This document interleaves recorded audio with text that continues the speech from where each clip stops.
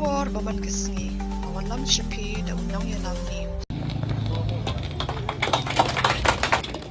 and Mr.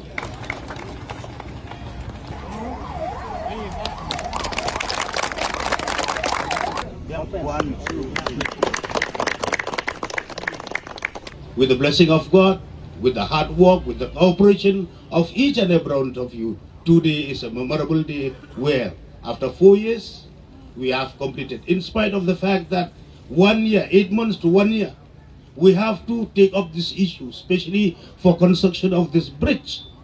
This land belongs to the Defense Authority under the care and protection of the Shullai boat.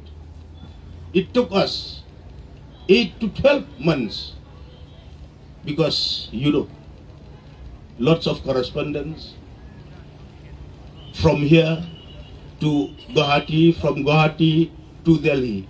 We went to meet our Honorable Defense Minister Shri Rajnath Singh Ji, and when we have apprised the problem and grievances, and especially we have enlightened him that this bridge will serve as the link road to connect the 4 lane of the national highway, which benefit the general public, not only of Rilbong, Greater Labuan, but of Shillong and the Maglia State as a whole.